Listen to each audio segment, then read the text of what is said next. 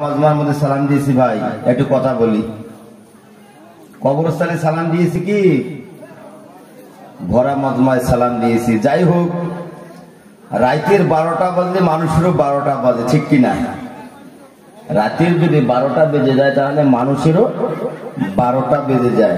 তো যাই হোক, 12টা বেজে 1টা পার হয়ে গেছে, 12টা তো দূরের কথা। তো যাই হোক, আমি কবরস্থানে সালাম দিইনি, সালামটা ভরা মজমার মধ্যে দিয়েছি। সালাম দেওয়াটা হচ্ছে সুন্নাত, সালামের জবাব দেওয়াটা হচ্ছে ওয়াজিব। এই জন্য যে সর্বপ্রথম সালাম দেয় আল্লাহ রাব্বুল আলামিনের তরফ থেকে তাকে 70টা নেকি দেওয়া হয়।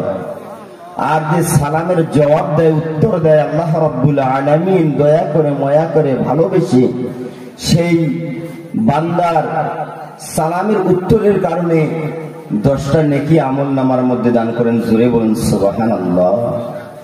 আর কিয়ামতের কঠিন দিনেতে মুসিবতের সময় একটা নেকির জন্য মানুষ জান্নাতে যাবে, একটা নেকির জন্য মানুষ জাহান্নামে যাবে, ঠিক কিনা ভাই? একটা নেকি যদি কম পড়ে যায় আমল নামার মধ্যে, গুনাহ একটা বেশি হয়ে যায়, তাহলে লোকটা যাবে জান্নাতে, সেই মেয়ে ছেলেটা যাবে জাহান্নামে যদি একটা নেকি কম পড়ে যায়।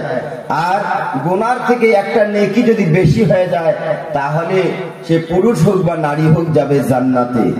তো ভাই, আমরা জান্নাতে যাব না জাহান্নামে যাব ভাই? একটু বলি, আওয়াজ দেই। মানে আমার একটা খারাপ অভ্যেস কি জানেন, মানে বক্তার সাথে শ্রোতা যদি কথা না বলে তাহলে বয়ান কিন্তু করতে পারি না, বুঝছেন না? তো একটু আওয়াজ দেই, আমরা জান্নাত যাব না জাহান্নাম যাব? জান্নাতে যাওয়ার আশা আমাদের সবারই, তাই তো আমরা বসে আছি।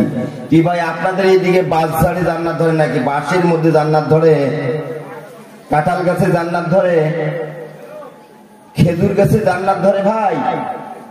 ধরে? জান্নাত ধরে না। জান্নাত পেতে হলে, জান্নাতে যেতে হলে মুসলমান জান্নাতি আমল করতে হবে, ঠিক কিনা?